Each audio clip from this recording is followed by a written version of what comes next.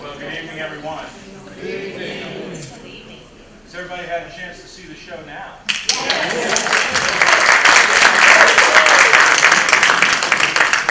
Okay, so how many of y'all were here at 3:30 when I introduced the program? Okay, I won't put you through all the announcements.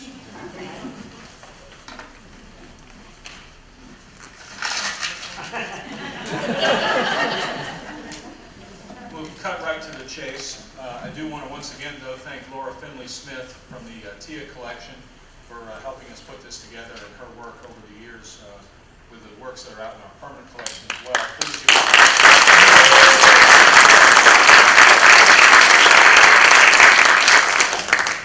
Okay, so to that cleanup for the evening, we have two scholars from Santa Fe. First is Stacia Lewandowski, and she is the author of the award-winning pair of books, Light, Landscape, and the Creative Quest, Early Artists in Santa Fe, and The Walking in the Path of Artists. So that's the guidebook that comes with this book when you buy it. So you can do it yourself tour through Santa Fe's art history. She also was a co-writer for a documentary film, Painting Santa Fe, which won an Emmy Award in 2018 with New Mexico Public Television. She's also the curator of Courage and Crossroads, a visual journey through the early American West, which is a show of work from the collection of our friend in Boston, who owns the other Maynard Dixon painting. And she also wrote the exhibition catalog for that. So please welcome Stacia.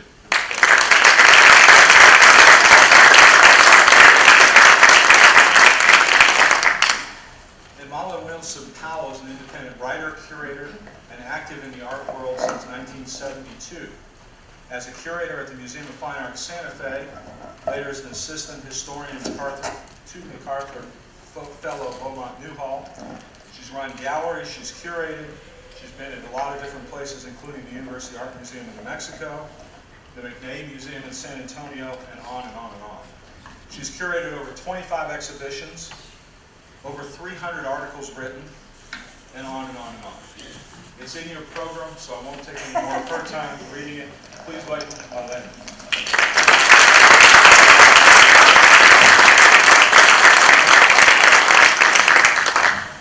So, ladies, we're going to critique the guys. Hey!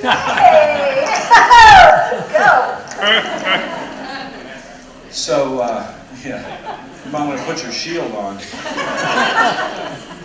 So, knowing that they had limited time to cover limited scope, basically trying to give a primer of the Santa Fe and Taos art colonies, what would you add to what was said earlier today that would help everybody just have a little better understanding perhaps of that as they approach the show upstairs? So, if you'd start with Santa Fe. Sure. Well, I'd like to say that Michael did a fabulous job in presenting an immense topic into, I think, 60 minutes. Hold on 1 second. Let's bring that mic up a little bit. You just slide it up.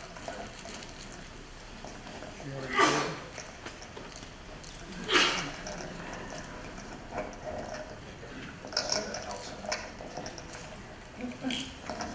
Speak up a little bit. Okay. So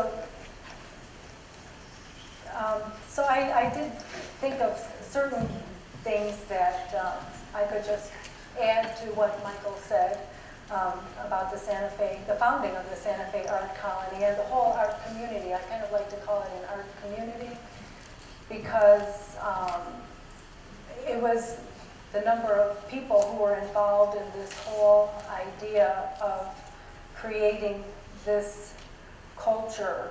It had to do with more than simply an art colony deciding, artists come there. It's just a vast topic. So to kind of pare it down into two ideas that I think are really essential for someone to know, and I think it's really interesting. It's two things that overall I think influenced Santa Fe, and that is the founding of the Museum of New Mexico in 1909 and its director, Edgar Hewitt. And the other is Robert Henry, the famous American artist. And now, we mostly associate him with the Ashcan School, the East Coast, but he was tremendously influential in Santa Fe. And this is something I just think is incredibly fascinating, and especially because it's how Henry worked with the director of the Museum of New Mexico. His name was Edgar Hewitt. Both of these men in their day were tremendously opinionated and powerfully persuasive personalities. And so when I imagined that, I'll just step back. They met in San Diego with the exposition that Edgar Hewitt was put in charge of directing the entire Panama, California exposition in they met in 1914. I think the exposition was 15, right? Right. 1915, but Edgar Hewitt was put in charge of directing it, and so he had a tremendous amount of responsibility, and somebody suggested that, I think it was Alice Klauber, suggested that he meet Robert Henry and ask him to come on board to help with the American art exhibition in San Diego. And so once Hewitt met Henry, I think their conversations must have been incredible. So Henry did help him in San Diego, but then Hewitt said, you know what? We're going to be opening a brand new art museum in Santa Fe, and I would like your help in figuring out all the logistics, what's going to be best for presenting artwork, and then how even how to run an art museum. So I'm going to step back for a moment and talk about Edgar Hewitt for a minute. Edgar Hewitt was basically an educator and an archaeologist, and he was brought to Santa Fe to open the office of the School of American Archaeology for the Archaeological Institute of America, which had decided that this continent had cultures that were worthy of archaeological study and cultural studies. So they wanted to open a Southwest office, and they hired Hewitt to run the School of American Archaeology. It's still in existence today, but it's called the School for American Research because the names are always changing, and that's its third name.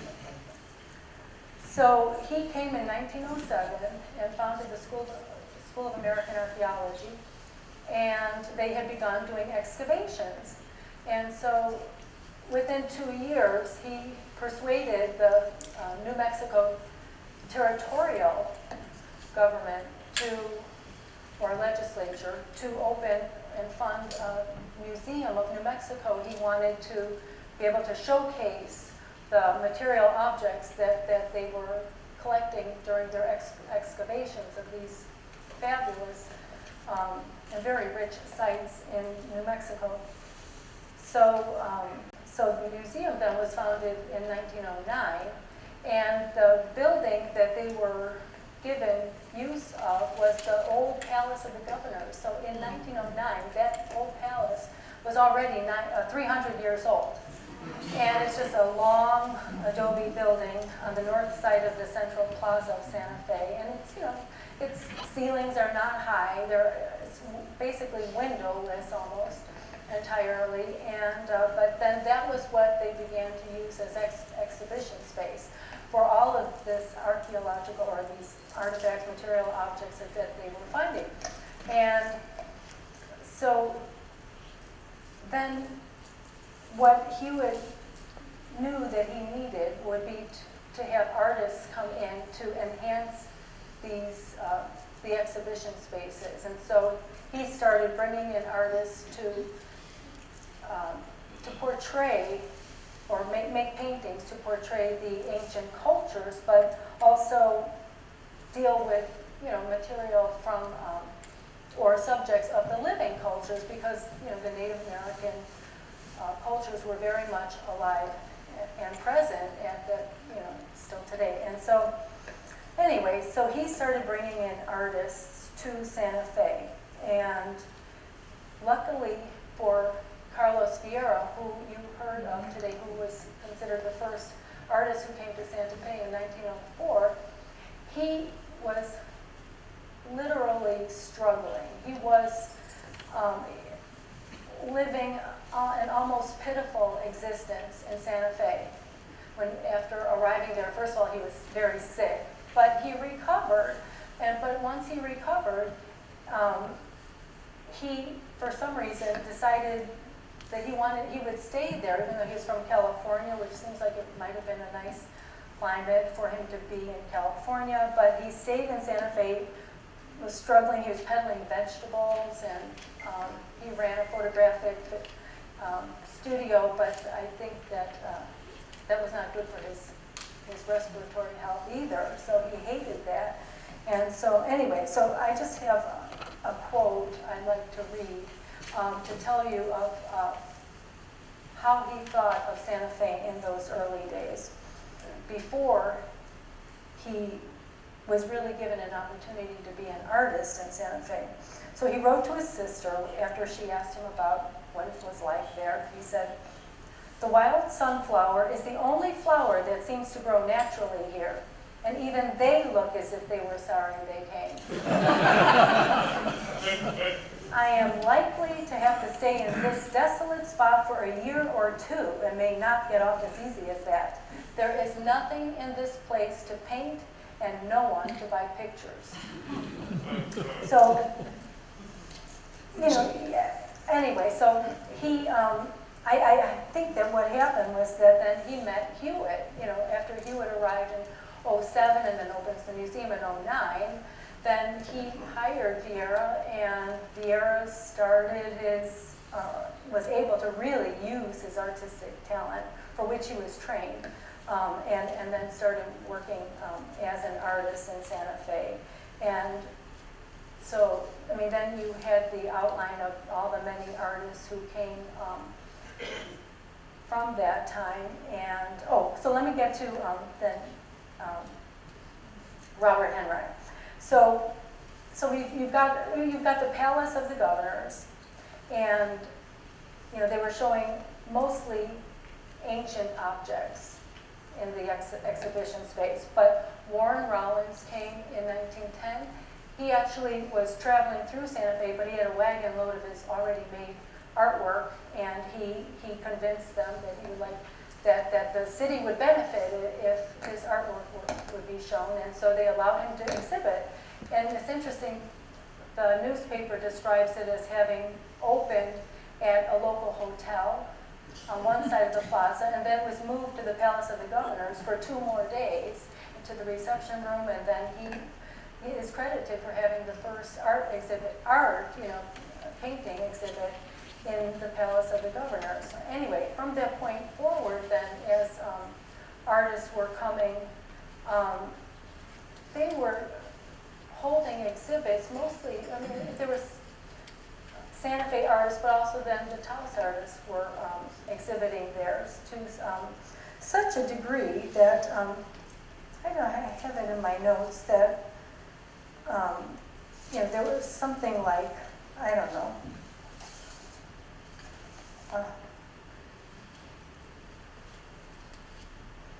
I don't see it, but anyway, they're just holding enormous numbers of exhibitions in the Palace of the Governors, and so Hewitt decided that you know it was time to start thinking about an art museum.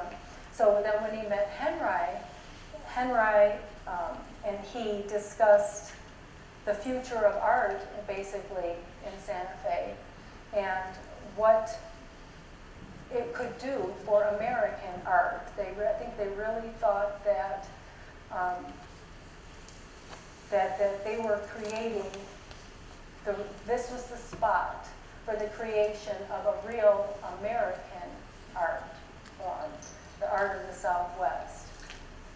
Which I think is a good point to transition to Taos, because that same thought was going through the heads of the Taos artists at various times, both before they even got there and throughout. So maybe you could jump in. Well, you know, Taos was such an implausible place.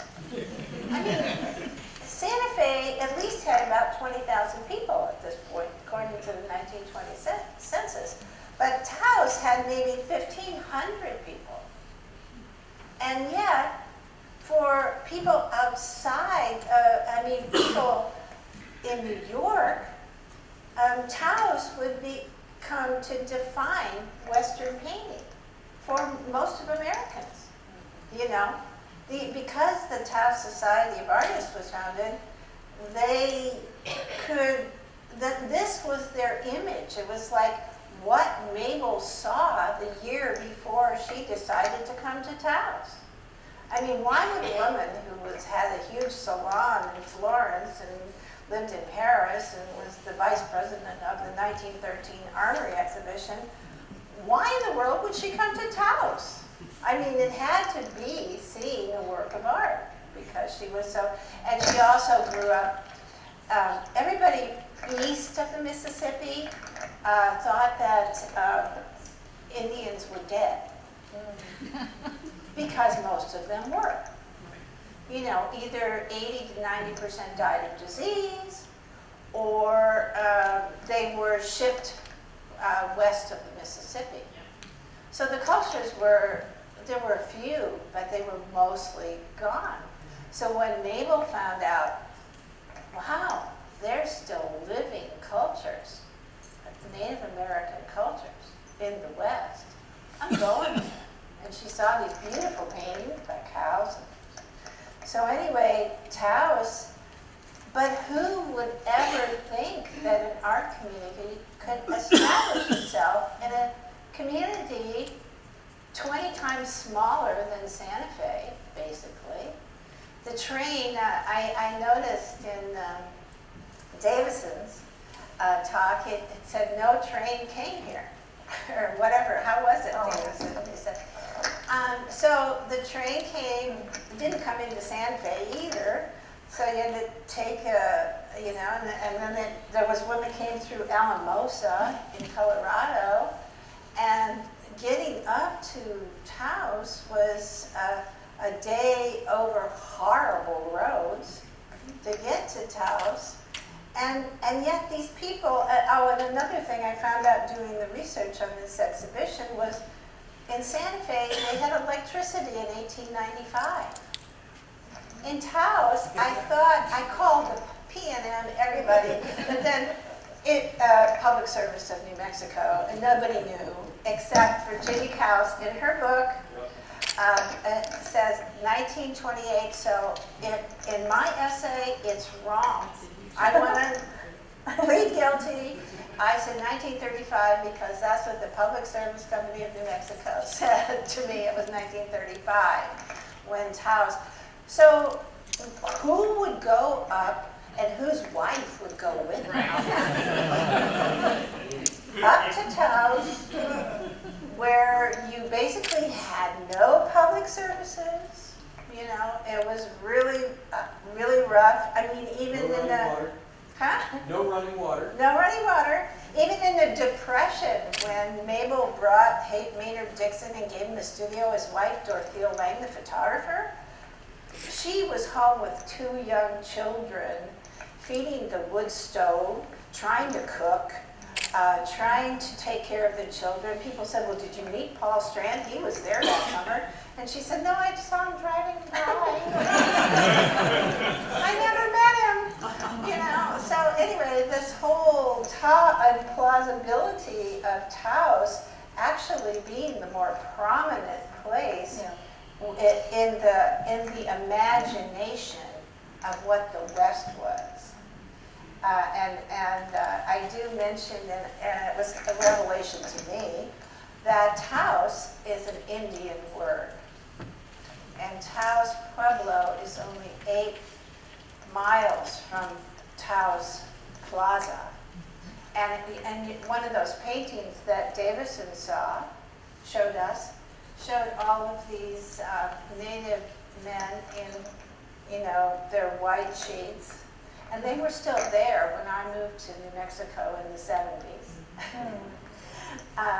Whereas Santa Fe was the political Catholic center of New Mexico.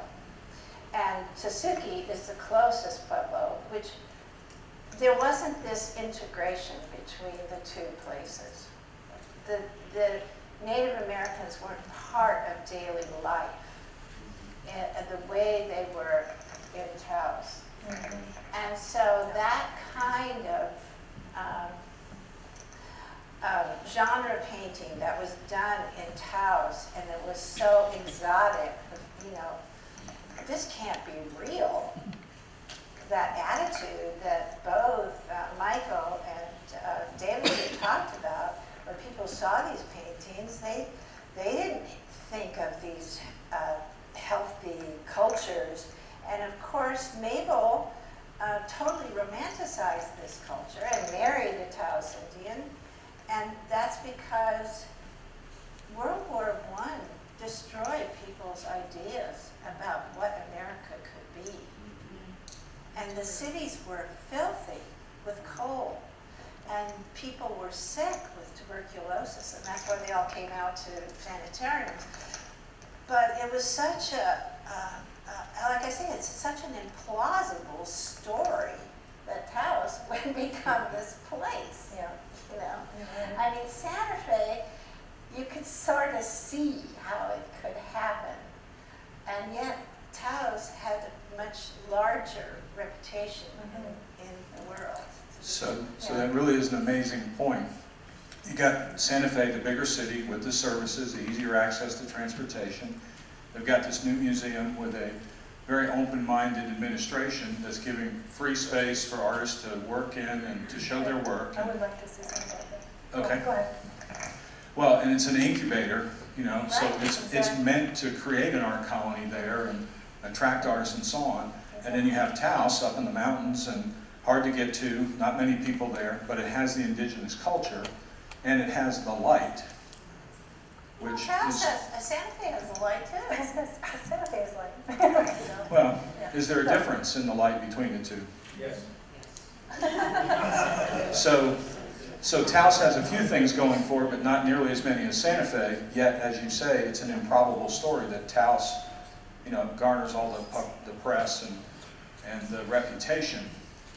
And, you know, is that because there were too many in Santa Fe, or they were too liberal with the use of the museum and so on, or why did it happen? Well, the artists settled in Taos prior to Santa Fe. Okay. And they put it on the map sooner, with beginning 1898. And Vieira didn't come there until 1904, but he really wasn't working as an artist until the museum was Right. founded in 1909. Right. And no other artists that we know of. Really, I mean, artists had always passed through, but Sure. use it as a stopping point because Santa Fe had some hotels. But what I wanted to say, do you want me to talk about the museum? Because when the art museum was founded, so this is going to be 1917, but with this coming together of minds between Edgar Hewitt and Robert Henry. Henry was very much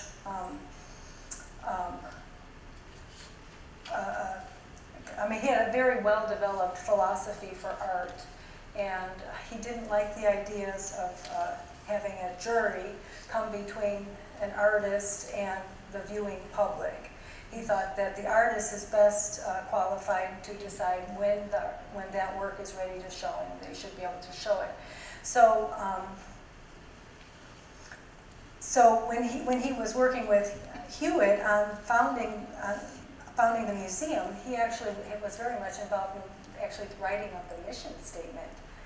And he persuaded Hewitt to operate the museum with what they properly called an open door policy. And that open door policy, which was mentioned earlier, was that any artist working in the state of New Mexico with a serious intent, I think they had a little qualifier in there, would be able to show at the museum. But not only that, he was offering studio space, and I just wanted to emphasize that. And I do have, and the quote I was looking for earlier was, and so this is a quote that came out or something that was written that came out in 1920, but it was about 1919. It says, "The year 1919 will be known as one of splendid activity in art in the Southwest. The Art Museum in Santa Fe, which serves as a sort of regional clearinghouse, has hung not less than 38 exhibitions during the year and has given first exhibition to over 1,100 paintings." And then in 1917, they were talking about having the studios available for artists. They said, "It is intended that eventually not less than a dozen studios shall be maintained. The 4 that we now have are in constant use, and 12 could be used to good advantage. It is the purpose of the school," and that means the museum, "in time to have as many studios for artists and architects as it does laboratories for students of archaeology and anthropology." So it was really part of their mission to encourage artists just to come and work and explore this region, use the cultural wealth that surrounds them, the natural beauty, the subject matter of the people, and see what comes of it. I need to get a copy of that quote so I can show it to my staff when they complain that we have to do too many exhibits. Yeah. But, so with this as a backdrop, we've gotten our primer on the two art colonies. As it relates to this exhibition, which tries to trace this new beginnings, Romantics and Modernists, between these two art colonies over a fairly long-range period of time, how does this exhibition pull that off, and what is it looking at in each of those colonies, from a big picture standpoint? What makes the exhibition unique? Well, I've been around the block. This isn't my first rodeo. Looked at a lot of exhibitions about this material. And so many of them will say Santa Fe and Taos, or there'll be a Taos exhibition, a Santa Fe exhibition. And I was so grateful to both Michael and Davison for emphasizing the art of women, produced by women. And that's one of the major differences about the TIA collection, is that it has always collected art. To go back, it's a young collection, just like the booth is a young museum, and it coincided with the economy going to hell. So the collector was able to buy things that had never been seen in public before, from private collections. And they had an expert curator, Laura, has been mentioned before. She had 20 years experience in this material. And so to have this opportunity come up, and then to have the collector, who is not from the US, who Tia is the name of his daughter, it is named for a young woman, and so he didn't have prejudices against certain artists or people. If he liked the material, he bought it. Didn't matter if it was, he managed to collect all the major artists, and many of the pieces that you will never have seen. I mean, somebody like that, the Kenneth Adams, the young girl that is just to die for, that hung in Kenneth Adams' home for his whole life. He never let go of that painting.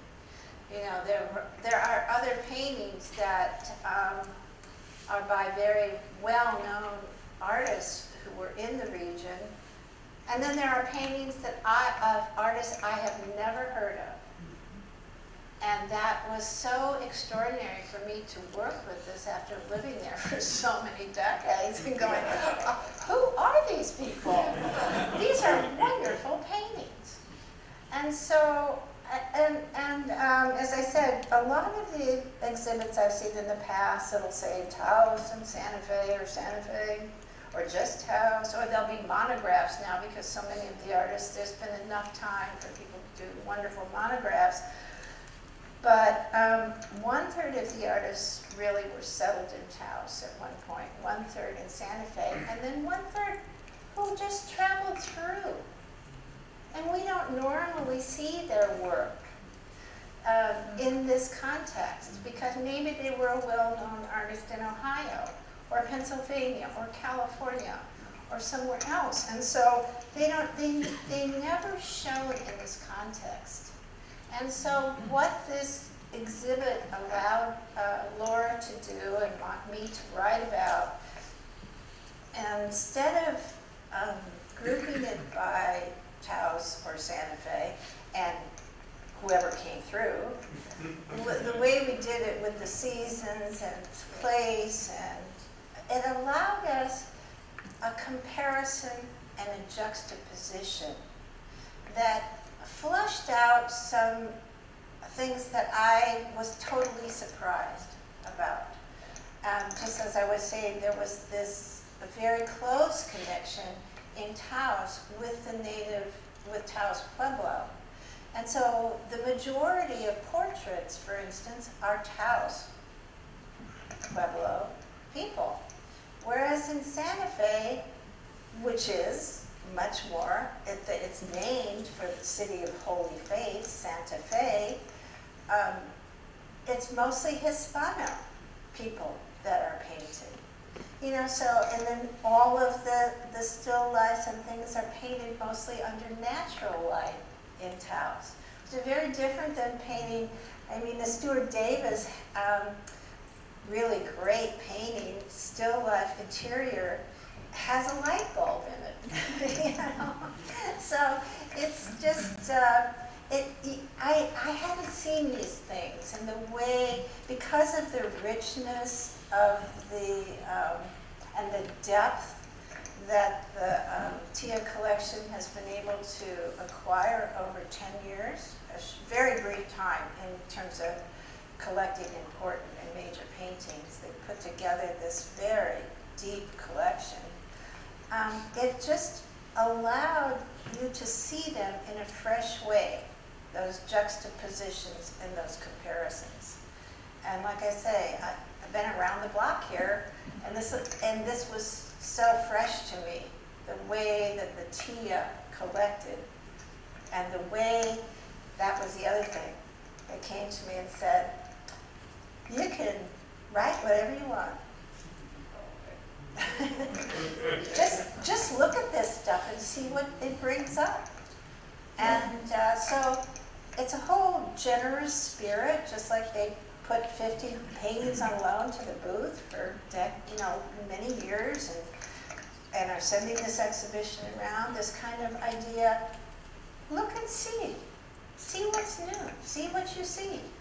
So that's what's fresh about this. It's special to me. And part of what you saw and what you wrote about was what it was like to be an American artist over this almost 100-year period that spans the exhibition, and dealing with Romanticism to modernism and the hierarchies, that had been in art at the beginning of that time period that are certainly obliterated by this time period. Yeah. And how does that shake out? Okay, how does it shake out? I just think it shakes out wonderfully. And I can't wait to see, that's the other thing about the TIA.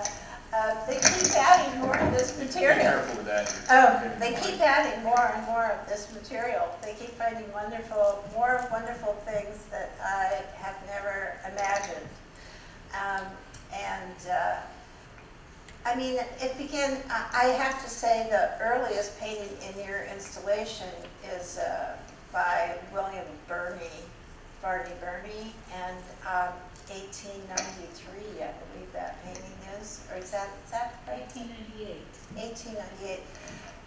And I was so astonished by this painting, and it's Victorian still life with a Pueblo subject matter. And it is such a beautiful painting, and puzzle paintings were made, it has supposed to have all these little clues in it, so that the viewer brings their own ideas to it and makes up a story. I mean, I had no more information about Bernie, other than that he was part of, that's something else I really wanted to mention, because all these artists also, Taos Society of Artists particularly, often went back to New York, or they were members of arts clubs in New York. And whether that's the Salmagundi Club or the Century Club or whatever. And when I've done much more research on Mabel Dodge Lujan, but I was always shocked that once the railroad came, people would go back to New York. She would go back to New York for 2 weeks. Because the trains were luxurious and the Harvey houses were great and the food was wonderful, so you could travel on these trains. So there was much more movement than I thought there was. Just like, cows going back and forth. They kept up their careers.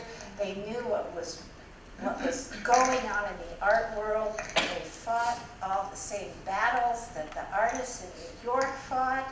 They knew who was important. they may have lived in this place where they were isolated, but they loved the isolation because it allowed them to get work done. So they were isolated but not out of touch. No, not as such. So you bring up New York, and in the earlier session I asked about the Armory Show, and Stacia, you said you had a little more to say about that. Yeah, so the Armory Show was in 1913. It was a huge show that brought contemporary European work to the American public, works that an artist they had never seen before, like Picasso and Duchamp and Braque, and anyway, I mean, it's just a huge, huge show. But there were artists then who showed at the Armory Show that came specifically influenced by what they saw there, and one of them was Paul Berlin, who was not mentioned earlier, and he was showing, I think he was he was in his 20s, and he came out with the express idea of wanting to see the aesthetic expressions of Native American cultures, and where it was a living expression. And because of the idea of this, that was brought up earlier about the idea of looking at indigenous cultures in maybe Africa, Picasso was influenced by what he saw of African masks and oceanic cultures. And so, some American artists started thinking about the expressions here that were indigenous, and so that kind of filtered through then from the Armory Show for artists to come. So then another one who was also influenced, I'm not sure that he probably wasn't influenced by the Armory Show, but it was Marston Hartley. He also wanted to come out and study the work of Native Americans, thinking that that they were the true exponent of American art, actually, and they had the true aesthetic that was of their own from the soil. And he wrote several essays that are very interesting. You can get them today. He wrote about 4 or 5 or more essays, but one on aesthetic sincerity and one on Native American art. But it was very much a topic at the time. And interestingly, Edgar Hewitt was happy to have Hartley there because he was already a pretty well-established New York artist at the time, and Hewitt wanted to was interested in anybody who was also interested in Native American art, because all of that would help support what Hewitt was trying to do and was trying to bring to the public awareness, was the value of the Native American and the richness of Native American cultures. So, anybody here doesn't have Art Spirit by Robert Henry in your art library? My favorite book on art. Yeah. If you don't have that, order it off wherever on your way home tonight. Do yourself a favor. You also want to address the question from the earlier session about native New Mexicans, rather than just all these people we keep hearing about coming from all over the country, that there were some people who perhaps grew up there. Exactly. And so her question got me to thinking about somebody who I did write about in my book. There was a young Spanish boy who lived near the street where the Cinco Pintores famously built their homes, Camino del Monte Sol in Santa Fe. And the Cinco Pintores were famous for having actually come out publicly saying, we're going to build our houses in a row, and so they became known as the five nuts and 5 mud huts. The 5 nuts and mud huts, I guess. But one of them did not build his own home. He bought a pre-existing home, which is pretty smart. But anyway, but then they're all in a line. There are 5 homes in a line, and they were the homes and studios of these 5 artists whose name is still very well known in Santa Fe, the Los Cinco Pintores, but they were only in existence as a group. I found this interesting for 5 years, but their name lives on. But anyway, so as they were living and working on Camino del Monte Sol, it also ended up being very much of a social kind of atmosphere, and there's a lot of, well, let's just say socializing. And so anyway, but there was a little 6-year-old boy who apparently showed up at their door. I don't know how they met or exactly what happened, but his name was Eliseo Rodriguez, and he really was enamored with what they were doing. What they must have welcomed him into their studios, and they showed him their artwork and the paints and the brushes, and he was influenced. And so he would go home and make his own pictures, and he would bring them back and show them, and he ended up growing up to become a very well-known Santa Fe artist. Now, what he then ended up doing, more than painting, although he did paint, but he became more famous, even so far as being recognized with the program with the Smithsonian, I think, when they were looking at folk artists. But he revitalized some of the old Spanish colonial arts that had been lost. I mean, not necessarily lost, but they weren't being done as much as they had been, and so he started to revitalize certain arts and techniques, and then through him it started to spread through his family and then others. And so I think that's just one example of how the local culture was influenced by the Santa Fe artists. Right. Well, one other artist I want to mention who was really local was Bill Lumpkins, William Lumpkins. He grew up on a ranch in New Mexico, and he was part of there's a beautiful watercolor in this exhibition of his work, and he was one of the younger members of something called the Transcendental Painting Group, which was founded by Bistrom and Raymond Johnson. And when Bill grew up on this ranch, one of the cowboys on the ranch was a Zen Buddhist, one of the cowboys. I mean, that's really what's so wonderful, is that the world, I mean, artists have been portable for a long time. If you look at where Renaissance painters went, they were doing sighted works often in churches, but they were all portable. And these artists were all moving all over the world. I mean, we had mentions of Gaspard, and a lot of somebody like Cassidy. He traveled to North Africa. I mean, and I did a show a few years ago on the early open door policy at the museum, and so I went through the first 30 years of exhibitions at the museum, the open door policy exhibitions, and there were exhibitions of Indonesian textiles, Japanese prints, not just artists showing, but their collections. And so you realize that these artists were also collecting things from around the world, which you will see up in the New Beginnings exhibition with the Gaspard textile. It was beautiful, embroidered textiles.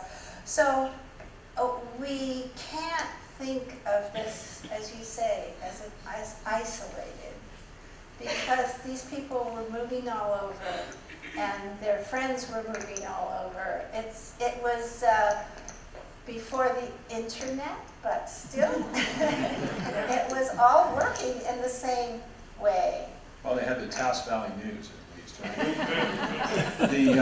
And the socializing you spoke about, a lot of the folks in the audience I know went on our big circle trip last year to Taos and Santa Fe. Davison was one of the folks who helped put on a great hospitality event for us up there. And we were at John Sloan's studio, and the address is written in dice. And so that gives you a little indication of what was going on there when he wasn't painting. And there's a couple of ladders up to the roof, and supposedly around happy hour time they would have to fix the roof or check the roof or whatever. And supposedly that was a good place to have a margarita and watch the sunset. But that's below the radar screen, right? Well, Sloan said that that was Robert Henry's idea, that he didn't need to have a house with a view as long as he could get up on the roof, and then they could have a view from the roof. And you get a cheaper house, but still Yeah, have exactly. a view. Yeah. So I want to wrap up my questions with coming back around to the exhibition and to the goals of these art colonies. They wanted to create a truly American art. So as succinctly as you can, did they accomplish that? And where does Taos and Santa Fe art fit in within American art? Taos and Santa Fe art today? As a whole, the whole history of it.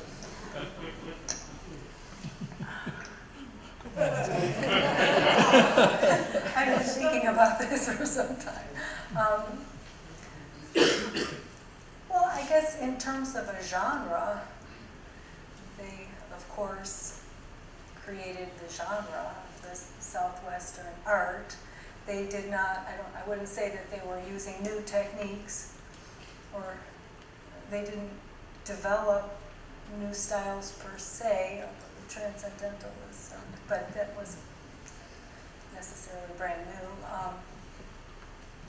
So I would say just as the genre, but I think that what interested, I know from Blumenshine's writings, was that it was subject matter that nobody else had a crack at yet, you know, and so I think that it was mostly the idea of that subject matter that was going to be so unique, and that was what was going to distinguish it for American art. Would you say? Yeah, I mean, I think that even comes up to contemporary artists, you know, somebody like Hood or more contemporary artists, or, I mean, I don't think a lot of somebody like Larry Bell, although he was with the Light and Space people of LA, there was this whole California contingent that came to Taos in the 70s, Dennis Hopper and Larry Bell and Kenny Price, and yet they really have, in a way, epitomized northern New Mexico. I mean, but I kind of want to talk about how that establishment of an art colony or a community, people stay in those places and weather all the difficulties of going back and forth and the hardness of living because of the intellectual, sort of emotional support that they get in a community like that. I know I did some things with Kenny Price, who was a great American artist who did these fabulous drawings of kind of outer space things coming, because that's always this thing about northern New Mexico, you know, you're going to see he couldn't get any work done in LA. He was way too busy.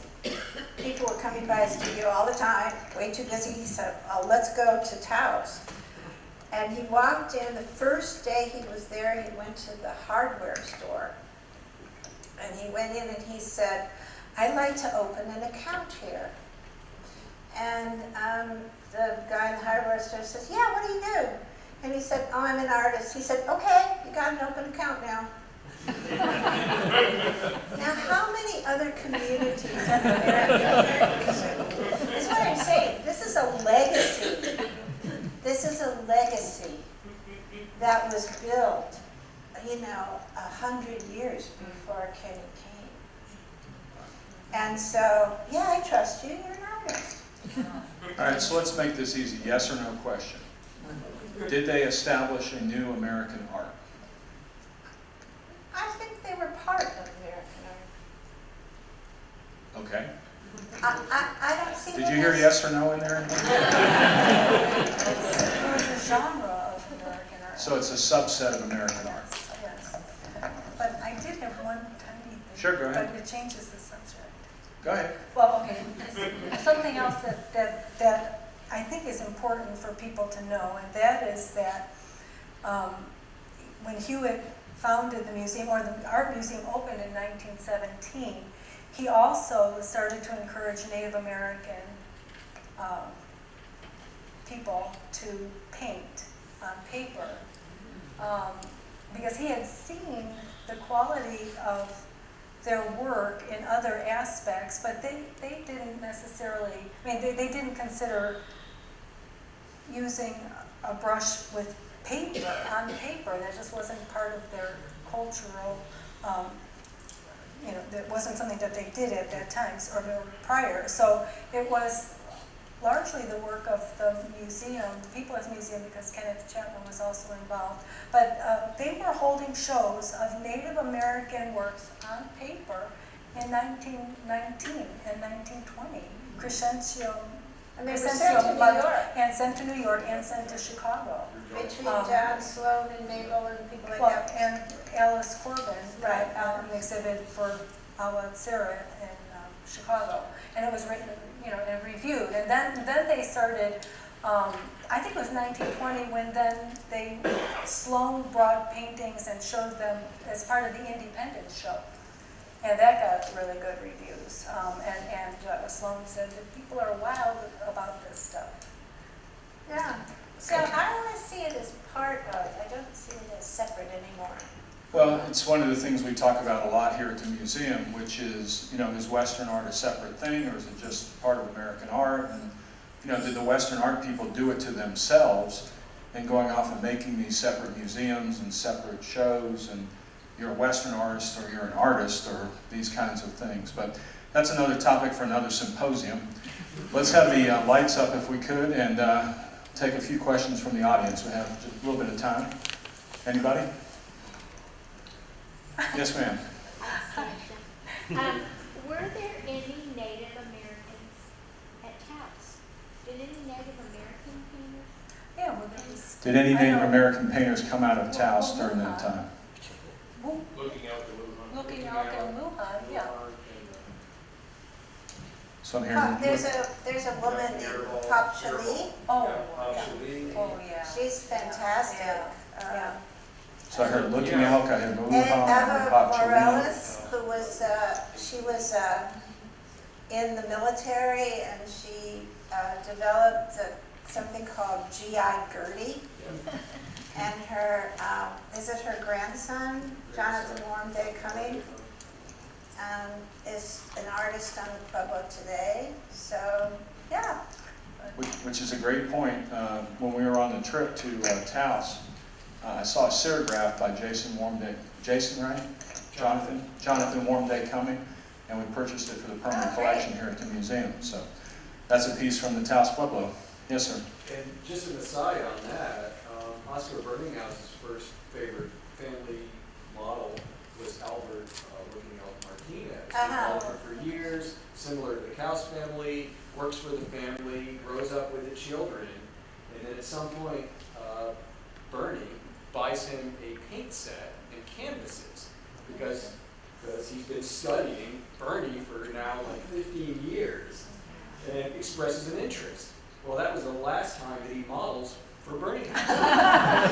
So much to his chagrin, he then has a very successful painting career. But at the same time, looking up and Lujan become somewhat vilified for not painting like Indians should. Yes. Right. Because they paint like in the Euro-American style. Yeah. That's Well- an important point to remember. And if we're- and that continues to this day. Yes. Well, and if we're going to continue discussion, we get into the whole Dorothy Dunn school, and then we get That's a into whole other thing. breaking away from that and the formation of IAIA and blowing the doors open to contemporary art. But that's another symposium too. Yes, sir. Did you all talk about the role of Alice Fletcher in the museum, along with Edgar Hewitt? Because I think she's sort of off to the side a little bit, so. So somebody want to take that on Alice Fletcher? Yeah, I think of her in regard to promoting what Henry, wasn't she a student of Henry's? I think so. And That's right. so I have something that she wrote, and I thought that she was very well influenced by Henry, and but I don't know that much about her in regard to the New Mexico Museum of Art. Right. Do you? No, I don't. I think you need to write an article. That can be Man, part, I can't write about women. that can be part of that other symposium we're making a list of topics for right here.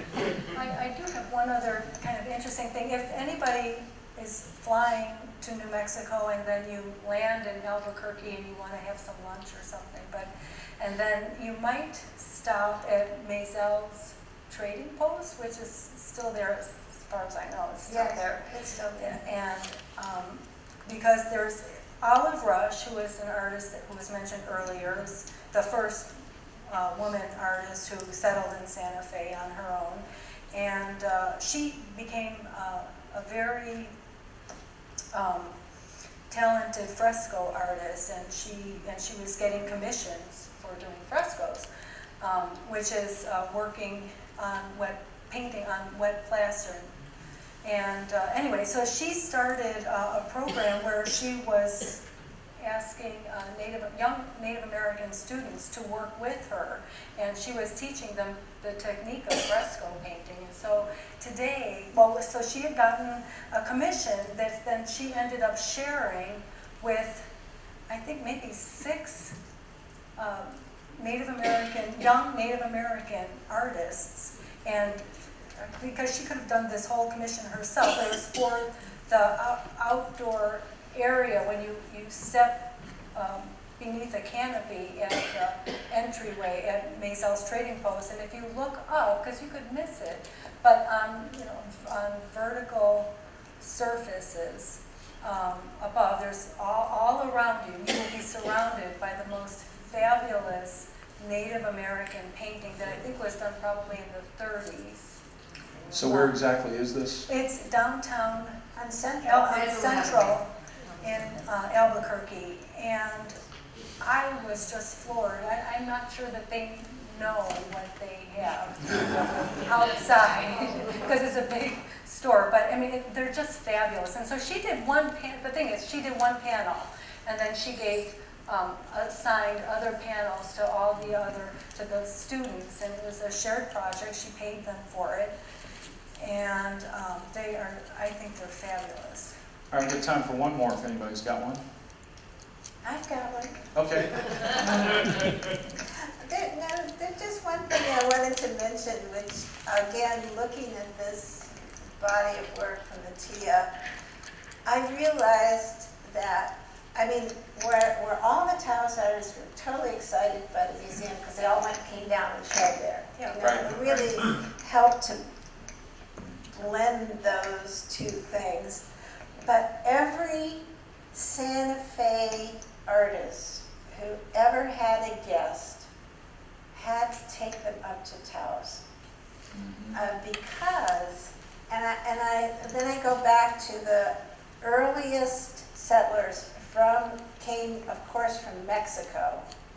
They came up 3 months on the most awful roads and rutted things, and they just and they get up to Taos, and what do they see? A 5-story building. The biggest thing they have seen Yeah. since they left Mexico. And it just Can you imagine what they did? I mean, it would just blow your mind.